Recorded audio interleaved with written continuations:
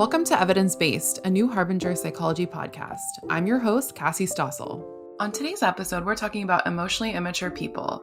Our guest is Dr. Lindsay C. Gibson, author of Disentangling from Emotionally Immature People. She is a clinical psychologist who's been a psychotherapist for more than 35 years, working in both public and private practice. In the past, Gibson has served as an adjunct assistant professor for the Virginia Consortium Program in clinical psychology, teaching doctoral students clinical theory and psychotherapy techniques. She specializes in working with adults to attain new levels of personal growth, emotional intimacy with others, and confidence in dealing with emotionally immature family members. Gibson is author of 4 books: Who You Were Meant to Be, Adult Children of Emotionally Immature Parents, Recovering from Emotionally Immature Parents, and Self-Care for Adult Children of Emotionally Immature Parents. She also wrote a monthly column on well-being for Tidewater Women and Tidewater Family magazines for over 20 years. Her website is available at www.lindsaygibsonpsyd.com. Gibson lives and works in Virginia Beach, Virginia. Hi, Lindsay. Thanks so much for coming back on the podcast. We're so excited to have you on once again. Oh, thank you, Cassie. It's such a pleasure to be back. So last time we talked, it was season 1, and we really dove deep into those different types of emotionally immature parents. Now, as we talk about more broadly about emotionally immature people, can we quickly refresh on what traits you might identify in an emotionally immature person? Sure. Well, there are a lot of them, but I'm not going to go over all of them. I'd like to, just by way of introduction, give about 5 of the main characteristics, the ones that all types of emotionally immature people tend to have. Then there can be all kinds of slightly different styles in emotionally immature people, but these 5 characteristics kind of hold up whether the person is, a flamboyant, kind of more narcissistic person, or whether they're the quieter, nicer, more passive, emotionally immature person. But the first characteristic, the hallmark, is their egocentrism. They just are centered on themselves, very much like little children are. And there's nothing mean about that. It's just that that's how they view the world, as kind of revolving around them. But that self-absorption or that self-centeredness, it can be very hard on their children, however, because, as we know, children need so much love and attention, and they need the parent to be emotionally available. And that's just not something that a very self-preoccupied person can provide. It also affects their ability to empathize with their children, and also in relationships with an emotionally immature person who isn't your parent, but maybe they might be a partner or a best friend, or, could be a neighbor or a boss.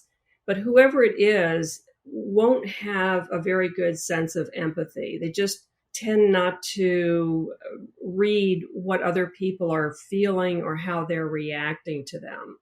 So they kind of blindly go on with whatever is interesting to them or whatever their agenda is, and they don't take into account how this is going to affect someone else. They just find it really hard to stand in someone else's shoes.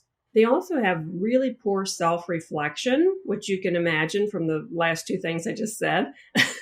And what I mean is that when there's a problem, they don't automatically reflect on their potential part in that. They don't say to themselves, gee, I wonder if maybe I had something to do with that problem. Or, gosh, did I say something? Did I do something? No, they don't do that. That is not a position that they can take because of their emotional immaturity. Just like you wouldn't expect a 4-year-old to back off and say, wow, Mom, I think I was really being unreasonable about that cookie. Can we talk about that some more? They aren't built that way, and they haven't reached that point in their development where they can really be aware of their own behavior in relation to other people. So that has some interesting implications for change, doesn't it? Because how do we change? How do we be motivated for change? That comes from wondering about yourself and ways that you may need to be different or do things differently. And without that self-reflection, there is no motivation to change because they don't perceive or conceptualize that there could be some need for that. It's just not something that's on the table for them. Another thing that is very hard on people in relationships with emotionally immature people, when these relationships are more intimate, is the emotionally immature person has a lot of difficulty with emotional intimacy. That is, when it comes to the point in the relationship where people really begin to let down their guard and let other people know them, like really get to know how you feel and what you think, that very vulnerable passage into a deeper relationship. That kind of freaks out emotionally immature people. They don't feel comfortable with that kind of self-revelation, but they also don't feel comfortable receiving that information. They really prefer to keep things more interactional and superficial. So when a child, for instance, who has a very high need for emotionally intimate encounters, because they're trying to build their own interactional experiences to become mature themselves, when a child tries to get into that kind of deeper relationship with the parent, and the parent pulls back or deflects or changes the subject or gives some glib answer that kind of brings the conversation to a halt, that child is going to feel like their self is being rejected. Yeah, so that problem with emotional intimacy really can have repercussions in a relationship. I have had so many clients, Cassie, who have reported this practice of getting to the point of writing their spouse a letter. Like, I don't know how many people have told me, I wrote him a letter. I left a letter for him on the pillow, because they're trying to reach the person at this deeper, more connected level. And talking isn't doing it because the person's not listening. So they figure that writing a letter might be able to get the information across to them. But the problem is not in the mode of communication. The problem is that the person is not interested in receiving the information because it's just too close. It's too intimate for them to be comfortable with. And then finally, emotionally immature people of all sorts and types have this overly personalized view of reality. To them, objectivity is not something to strive for. They don't get it when you talk about, being more objective, because they know what they know and they know they're right, and they don't know why you just won't get with the program. So they tend to take any reality they don't like and they will deny it, dismiss it, or distort it. And so when you're communicating with them about an issue, they would be just as likely to say, that's not how it happened. I didn't say that. I don't know what you're talking about. Anyway, it wasn't important. Whatever I did, I don't know why you're so upset. You're too sensitive. So they have this relationship with reality that is based on what they want to see. And they can also do this thing where whatever they feel is what they think the reality is. So if I feel that you are not paying enough attention to me, I know that's because you don't love me. If I feel like you are trying to keep some boundaries up, or maybe you've set some limits with me, I know that's because you're angry with me and hate me.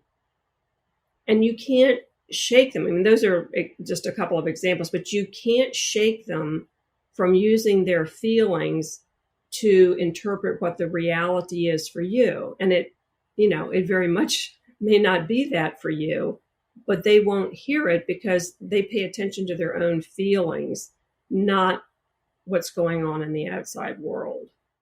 Yeah, and it sounds like, and since I've been working with you, I've noticed like some of my friends sort of awakening to realize that they have these types of parents. I've sent them your book, and every interaction seems so exhausting. It's just like a cycle of saying things, they don't hear you, and then it happens again and again, and it almost becomes like the entire relationship. Right, right. If a person wants to understand what you're saying, it doesn't matter how you say it. If a person doesn't want to understand what you're saying, it also doesn't matter how you say it. So if a person like a emotionally immature person doesn't have a willingness or an interest to hear another person's point of view, remember that egocentrism, you're not going to get through to them with your communication skills because that's not what they're interested in. So yeah, I mean, it's exhausting, but the exhaustion is coming from our belief that we can somehow find a way to tell them things that will engage them, that will make them be interested. And that's really not likely to happen. Right, right. And one issue that comes up a lot with emotionally immature people is like how contradictory they can be. Can you talk about why they can be so inconsistent and extreme? Yes, that is the most confounding experience for someone to be communicating with the person and have them say something that either doesn't follow from what they have been talking about, or is a direct contradiction to something that they said before, or is a position that doesn't fit with where they've been, in some other conversation. If you imagine like a box with a bunch of loose pearls in it, okay? And whichever way you tip the box, the pearls roll around in there. And it's completely random where they're going to end up when the box is finally still. That's kind of like the personality structure of an emotionally immature person. They have these little separate, we call them ego states or little self modules, okay?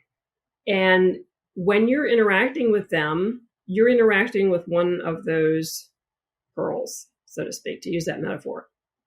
The next time you interact with them, that box may have shifted around and that pearl is nowhere to be seen. And now you're interacting with another pearl. You're interacting with another piece of themselves. Whereas with a person who's achieved sufficient emotional maturity, I mean, let's just call it adequate maturity, their personality structure is more like those pearls are on a string in a necklace. In other words, there's a continuity of being, there's a continuity of memory. If I do something later that contradicts something that I've said or done before, that's probably going to bother me. Okay, I'm probably going to notice it because those two places in myself are connected, through memory, through linking emotions. But we are always, once we have developed an adequate sense of self, we're always kind of running this internal consistency program.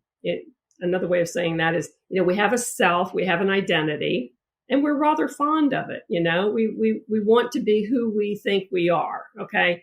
So we keep running that little program so that we don't get too far away from who we know ourselves to be. That's not happening in an emotionally immature person. There's no string tying those pearls together. There is a box. I mean, they do have a personality. They are a person, right? But psychologically, they're not integrated. They're not knit together inside in such a way that all the pearls communicate with each other. And there's a continuity and a consistency, a kind of a steadiness in the personality. They're more likely to be calm and sweet and delightful one moment. And then, maybe they're terribly upset, highly reactive, very angry in another moment. And they don't notice the difference. I mean, they can tell you, maybe, if they want to, the differences, but it's not like they're emotionally connected. It's not like it gives them some cognitive dissonance to know that they were one way one moment and another way the other.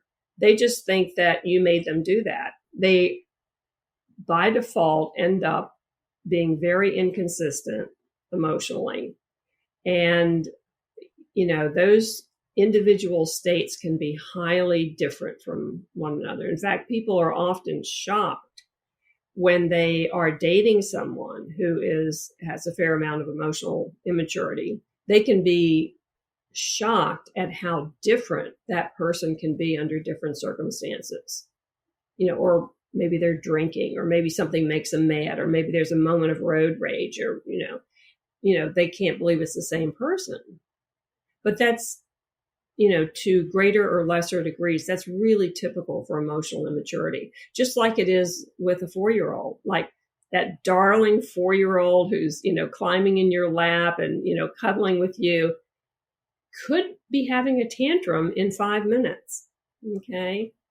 And it's just because they're ruled by their emotions and there really isn't any internal consistency yet to keep that kind of predictability about them.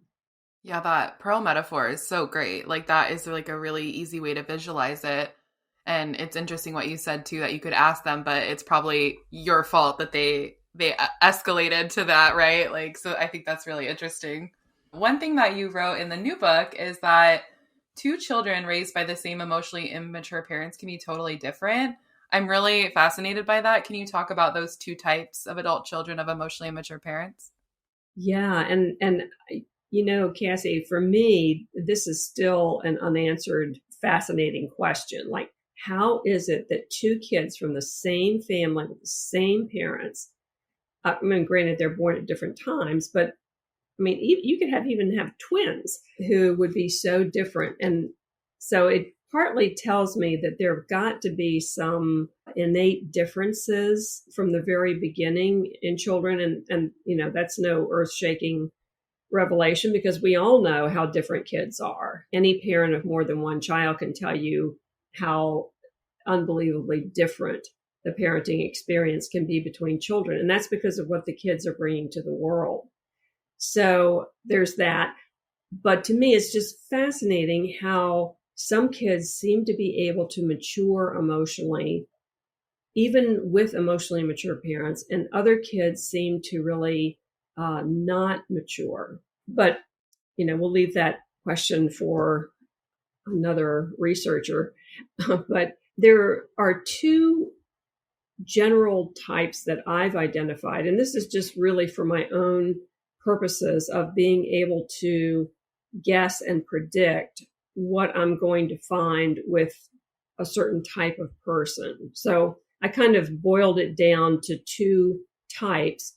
But I tell you what, I have been so surprised at how helpful that seems to have been to people. I mean, they recognize the 2 types instantly. They've used it in their understanding of their family dynamics, and it has gone a long way for them in understanding how they function so that they can self-reflect and change in order to have a happier life. So most of the people who would be interested in my books are probably going to be what I call internalizers. And these are the people, the children, who take things in and process them. They tend to be very perceptive, meaning that they notice a lot of stuff in a very detailed, interested way. And they also tend to be very sensitive, meaning that they have a lot of responses to what's going on around them. Their environment, other people, these things all really affect them because, internalizers, they internalize it, they take it in, they think about it, they process it, they want to understand it. They're big learners. They really lead with their minds in the sense that they want to understand why something happened.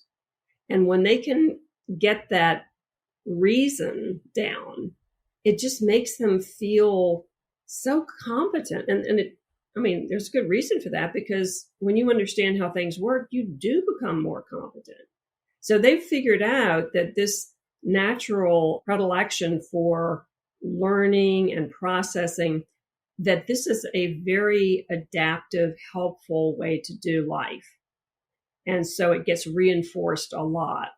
The problem is that when you're an internalizer and you try to deal with an emotionally immature person who tends to be more of an externalizer, which I'll explain in a moment, that sincerity, that depth, that processing, that desire to communicate and learn, when you, as an internalizer, bring that into a relationship with an emotionally immature person, you're likely to walk out of that encounter feeling very crestfallen, very misunderstood, very disappointed, very frustrated, very exhausted, right? Because you're leading with all these characteristics that are based in emotional intimacy and honesty and openness, all things that scare emotionally immature people. So they become very defensive when the internalizer tries to apply their knowledge and their openness to that relationship. So the internalizer is much more likely to be the person who's going to come in for therapy, or they're going to pick up a book to help them understand things. And really, their sensitivity and their perceptiveness tend to make them good people to be friends with, good people to have relationships with, just because they're sensitive to other people. And they like to figure things out and process it. All strengths for building good relationships or repairing relationship problems. The other type of child of emotionally immature parents, whom I call the externalizers, are just about opposite from the internalizer. For them, everything is happening to them from the outside world. They see causality as something that is outside of them, and this sets them up to look at life as a series of opportunities in the outside world, but also a lot of opportunity for them to be victimized. They easily feel like people are against them, or they didn't get a fair shake, or something else happened that wasn't fair for them. Or they would just feel like they're so unlucky, like stuff just keeps falling out of the sky on their heads and they have no idea how this is happening. And it really is somebody else's fault and somebody else is to blame and we ought to fix it. No, they ought to fix it. So, do externalizers tend to want to change? No, because it's obvious that the problem is in the other people, or it's in my external circumstances. It's not something that I'm doing. And I don't have the power, therefore, to change things because it's happening to me.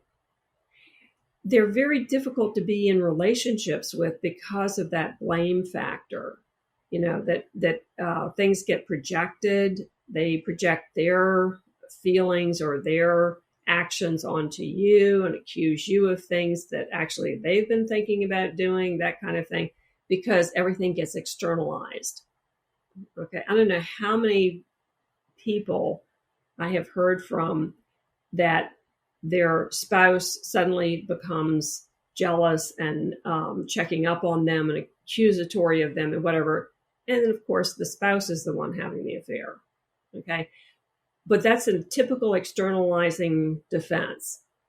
I'm doing it somewhere in my psyche that's bothering me, but it's not something I'm doing to cause distress in my marriage. It must be something you're doing. And I bet you're having an affair.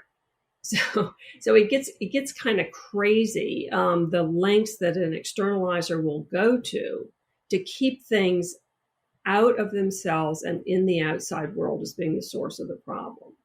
So those are just kind of an overview of those two types, Cassie. But but they're a good shorthand way of also figuring out whether or not the person that you're involved with is going to be likely to be able to change or to be interested in doing the kind of emotional work that might be necessary to save a relationship or to keep an employee, or whatever the type of relationship it is. Because if they are an externalizing type of person, it's going to be a really hard sell to get them to work with you toward change. Now, is that externalizing behavior, is that a level of emotional immaturity or just more of a defense mechanism of being blamed for everything growing up? Well, here's another interesting thing. Sometimes externalizers are not the ones who are blamed. They can be very enmeshed, in fact, with the emotionally immature parent, where someone else gets blamed, and the externalizer can be sort of infantilized, sort of treated like, the favorite child or the baby, or, that kind of special treatment. So it's not just that they've been blamed a lot by their parent. It's that it's the way that the world is set up in their mind. They got the idea somewhere along the line that it's not up to them to live life responsibly and independently, to be an individual. It's really up to the rest of the world to give them what they want and to adjust to them and their desires. Again, it's like the toddler. The toddler externalizes because when you're very immature, it looks that way to you. I mean, they're not saying to themselves, I'm going to drive this person crazy by accusing them of things. It is an automatic psychological defense. It looks that way to them. It really does. So, yeah, partly it's coming from the immaturity because they haven't developed inside to the point where they can step over here and take another person's viewpoint yet. But it's also because they're keeping themselves safe with the defense mechanisms of a person who just isn't all that complex inside. So it's the outside world that they're focused on. That's so interesting. I know you and I have talked a lot about internalizers, but this is the first time we're really talking about externalizers. I have one more question about them. You mentioned that a lot of the people who are going to find your book are the internalizers because they're looking for those explanations, those solutions. If you're an externalizer, would you maybe automatically recognize yourself in some of this content in the same way an internalizer would, or maybe not? I think it's less likely because of the self-reflection factor. Like internalizers, by definition, are self-reflectors. They ask themselves those questions. I wonder if that could be me.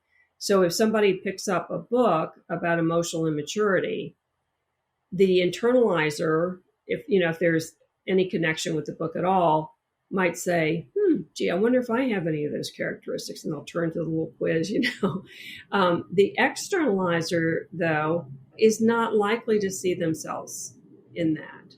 They really aren't, just because of the lack of self-reflection. But, it's interesting that if we get sick or we're very tired or very, very stressed, okay, we're going to go sort of down the scale in terms of our emotional maturity, just as a reactive kind of thing.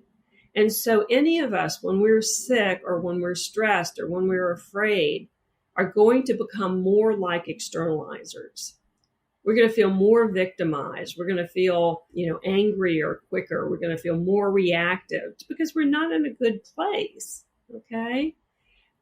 However, it's kind of like, even though you can regress, how far back up the scale can you go when things are normalized? That's how I would tell the difference. If the person, when they're functioning pretty normally, is capable of self-reflection, they're capable of empathy, they're capable of emotional intimacy, then I would call that a regression under, difficult circumstances.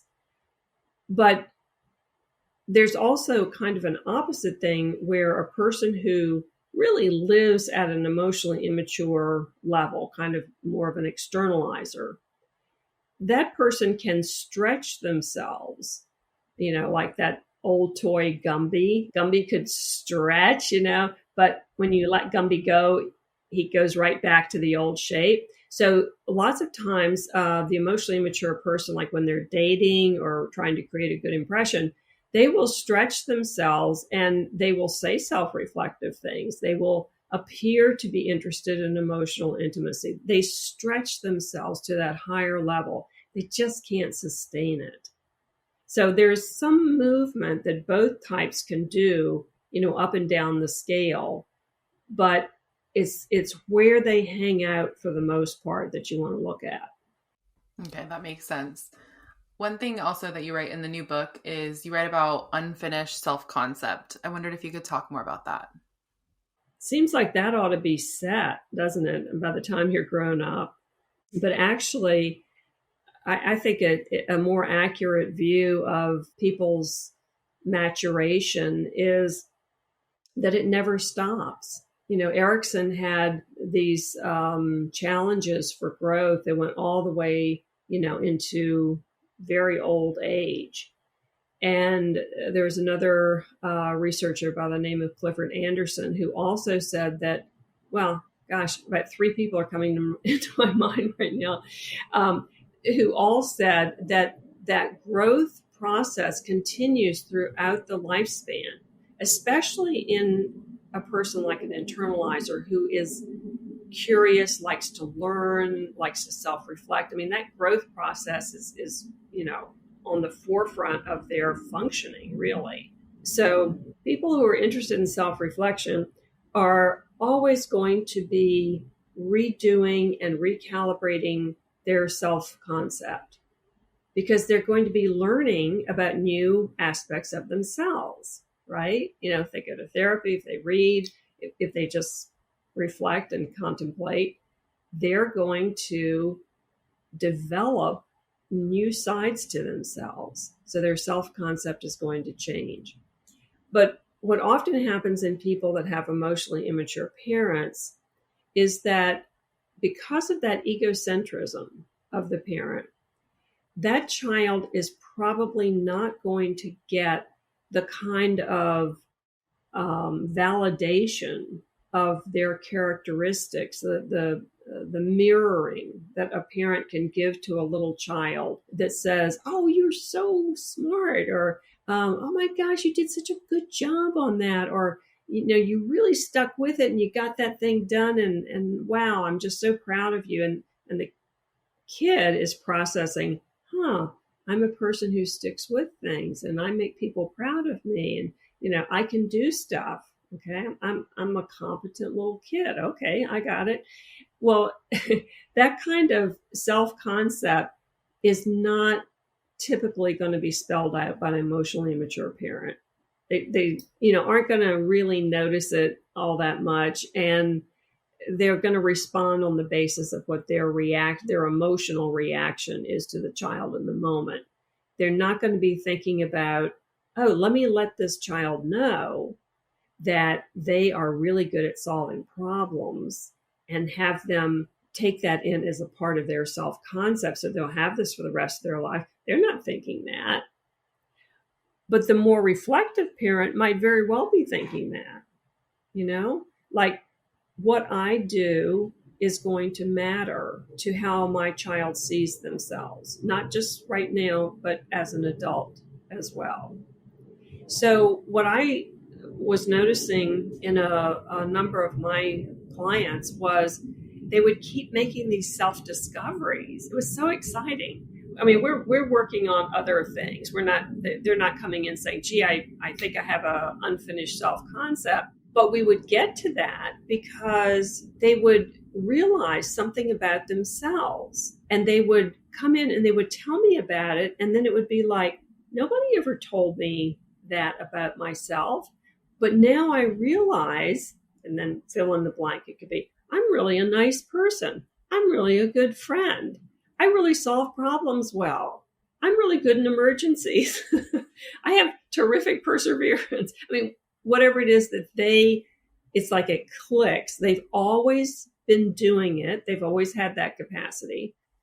But if someone doesn't come along and name it for you and say, I see you and you have this quality, it doesn't go into your self-concept. It just remains this thing that you do. But it's such a precious, possession, sort of, that knowledge of yourself becomes a kind of a prized possession that goes into your self-concept, and it increases your healthy self-esteem, does not increase narcissism because it's based in reality. Okay. It's not grandiose, but it enables you to feel good about yourself and then to do more and more in your life with things that are, maybe more challenging or maybe demand more of you. Because as your self-concept grows, your sense of competence grows and your confidence grows because you now know yourself well enough to know what to expect from yourself, and you know better what you are capable of doing. So unfortunately, therapy with children of emotionally immature parents often gets to that point where we are trying to help them build that accurate self-concept, not just in a wordy kind of way, but actually to help them discover that behavior that they did or that thing they accomplished. That wasn't just a thing they accomplished. That was evidence that they have this quality or this characteristic that really is part of them. And when people kind of discover that at an emotional level, it's theirs forever. It's like becomes a support system within. Yeah, that's huge. And, like you said, it can build confidence. It feels like it can really connect you with what you value as a person, like discovering those values through your self-concept. So yeah, that's huge. That's really powerful.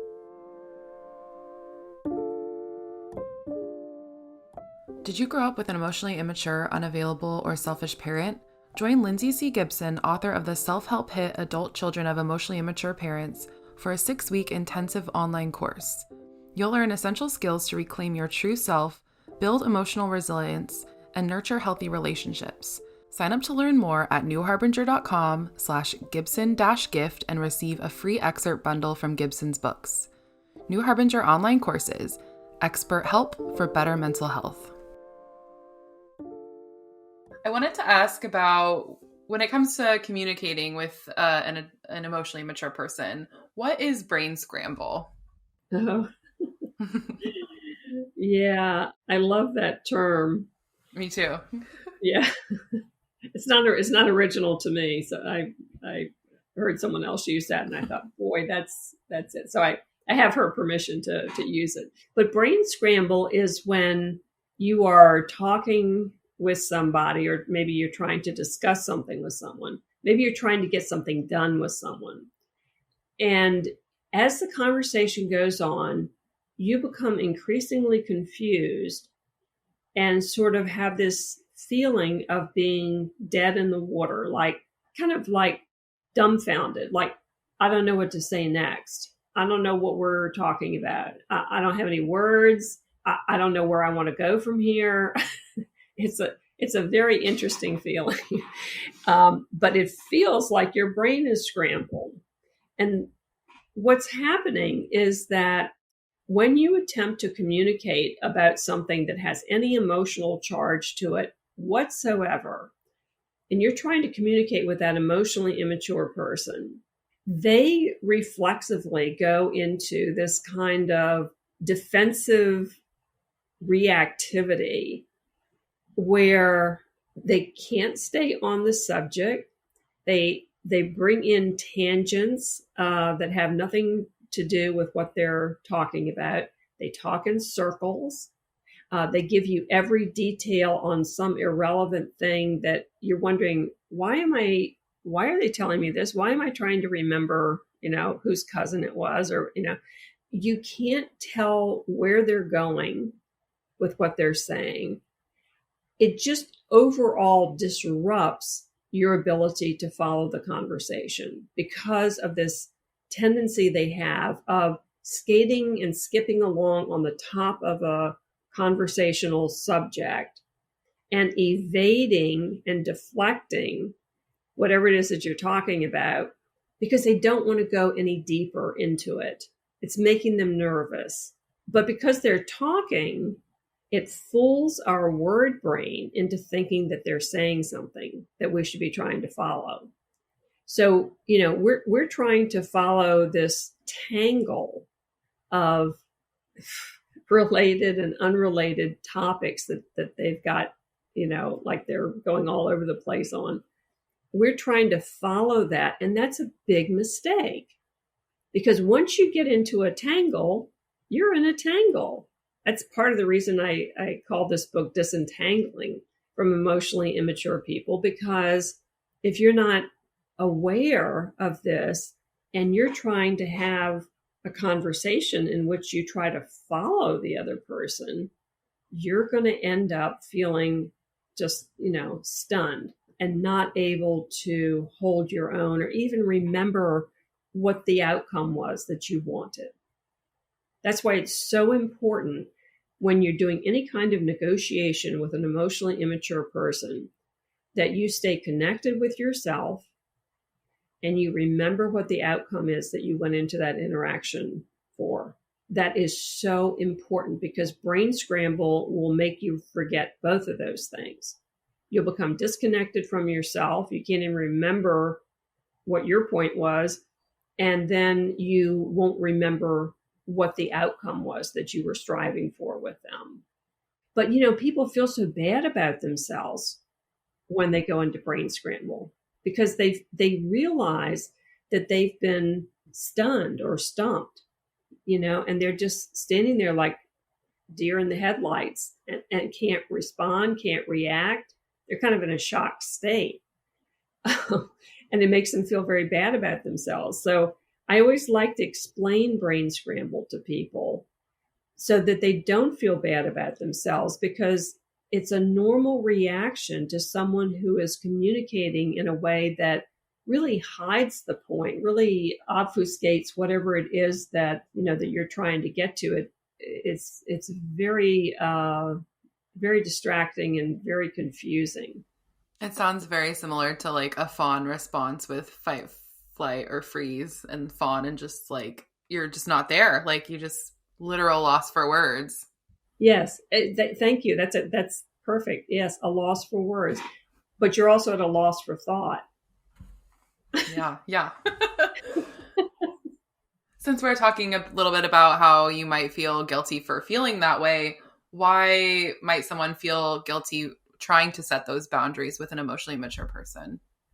Oh, well, that's because the emotionally immature person wants you to feel guilty so that you'll back off of them.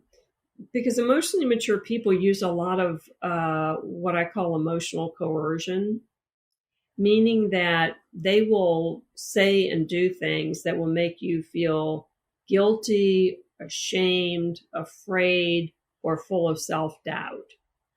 And once they move you into one of those four states, you are toast. I mean, you're in no position to disagree with them, argue with them, state your case, set a boundary.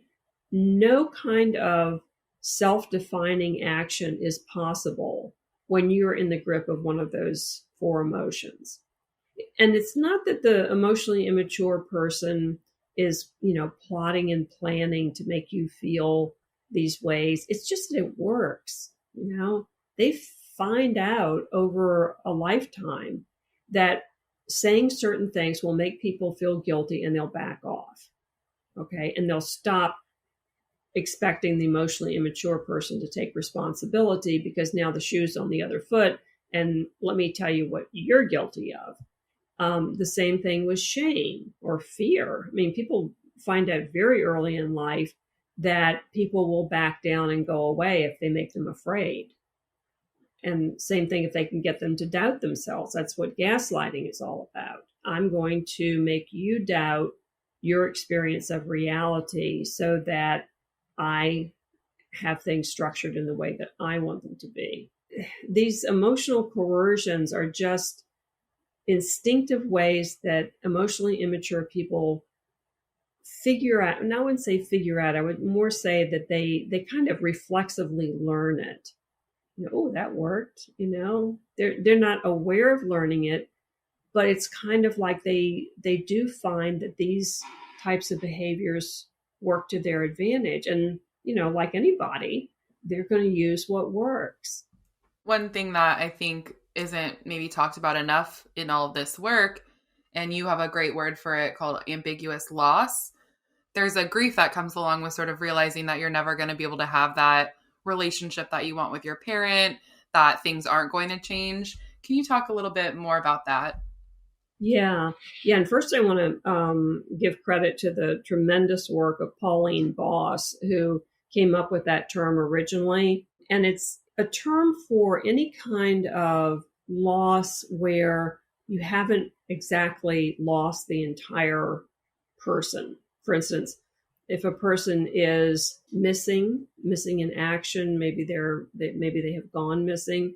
It's been a long time. You don't know if they're alive or not. You can't really grieve them because you haven't been notified that they died, but you certainly don't have them anymore. And so it puts you in this place that's very ambiguous. You don't know, you maybe you start grieving, doing the grieving process, and then, realistically you say, well, but he or she could be alive. And then that kind of puts you on another path. So it's very, very difficult to resolve ambiguous loss because of that ambiguity. And it's just not realistic to say, I'm going to just pretend that they're never coming back and I'm going to live my life. Because the reality is there is a little doubt. I mean, you don't know. Another type of ambiguous loss that I don't think is very recognized in our society at all, which is unfortunate, but it's when parents get divorced and the child goes from living in a family where there are two parents in the house, seeing them every morning, seeing them every evening, to one parent being gone. Okay. Now, the parents will tell the child, you haven't lost anybody. Nothing's different. We still love you. But they've lost a tremendous amount not living with that parent and those two parents in the same house. That is a huge, huge loss. And it's something that I think is rationalized away and sort of not really dealt with from the child's emotional perspective, unfortunately, because the child begins to feel, the child can feel homesick. They're at home, right? But maybe mom or dad isn't. And they feel homesick. And then that's crazy because why would I be feeling homesick when I'm at home? But there's a reason for it. It's because the life that you have been living is gone. Another example would be of ambiguous loss would be maybe a parent has a addiction problem or they drink too much. So they come home in the evening, they are there, they're home. But once they get high or become intoxicated, the body is there, but the connection is gone because that person is really not responsive to anything but their substance at that point. Okay, so that's another form of ambiguous loss. Yeah, that's very complicated to work through and deal with. Yeah, it is. Lindsay, as we start to wrap up, I want to ask on a hopeful note, what does it look like when you've broken the spell of emotionally immature people? Well, we break the spell of emotionally immature people when we reestablished a secure connection with ourselves. That's what begins to break the spell. When we start to trust ourselves, when we know ourselves, and we've become more confident in our self-concept, that we know who we are now. And we know that, all the things that we've been made to feel guilty about or ashamed about or self-doubting about, we come to know that that's not true, about me. This was coming from my parents, ex-husband, whoever, their need to put me down so that they would feel better, so that they wouldn't have to deal with looking at their own stuff. So at a certain point, when that connection is there with yourself, to the point where you really can trust your own perceptions, and you kind of maybe know what happened to you because you've learned about emotional immaturity. When you get to that point, you're able to be objective in a way that kind of, I don't know how to say it, but it's kind of like you kind of get cured of the drive to change this other person so that you can get what you need from them. I mean, that once you start getting what you need from yourself and finding more satisfying relationships as a result of that, you stop being so interested in wooing these people who really are mostly in it for themselves and are so difficult to deal with. A lot of times what happens with people is that once they achieve that kind of objectivity, it's like they become immune to the manipulations and the maneuvers of the emotionally immature person. It's almost, I've had people describe it as like something snapped inside or something shifted inside. And they just never go back to that childlike position of, why won't you love me? And why don't you understand me? And why won't you change? It's like they lose interest in that. And then it becomes, mom, dad, whoever is difficult. I'll probably never enjoy being around them. I don't particularly like them. I'm going to get through the visit and then I'm going to go on with my life. It shifts into something where your life and your self-concept, your self-esteem is no longer tied up in getting them to be something that they're not. And that's when you know that you've really done it. That's huge. You get your whole life back. Yes, you get yourself back, and then you get your whole life back. Yeah.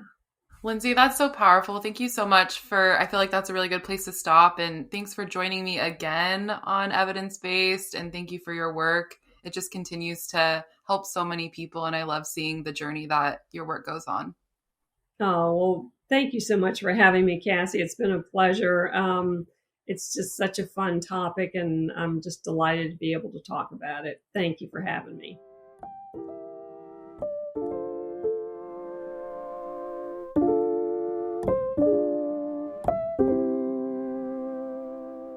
If you grew up with an emotionally immature, unavailable, or selfish parent, you may recall your childhood as a time when your emotional needs were not met or dismissed, and you may have lingering feelings of anger, loneliness, betrayal, and abandonment as a result.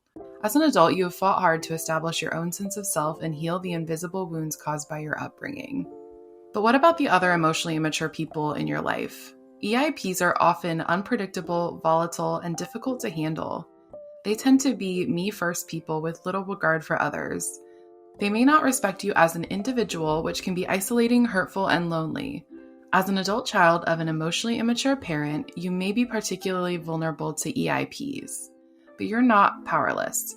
If you're tired of being emotionally hijacked by EIPs, this handbook can help you avoid common traps, build confidence, and stand strong in yourself. In this must-have guide, author Lindsay Gibson provides everyday solutions to help you manage relationships with any emotionally mature person.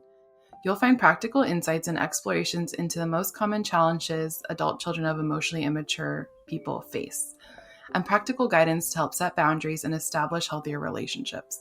You'll also learn to handle difficult interactions with EIPs, understand their responses, and transform your relationships to build a happier life. It's time to disentangle from EIPs. As an adult child of an emotionally immature parent, you have spent a lifetime compensating for others' behavior and putting your needs last. With this handbook, you'll find the information you need to understand how EIPs function, shift your own perspective regarding these relationships, and stand up for yourself without guilt, shame, or fear.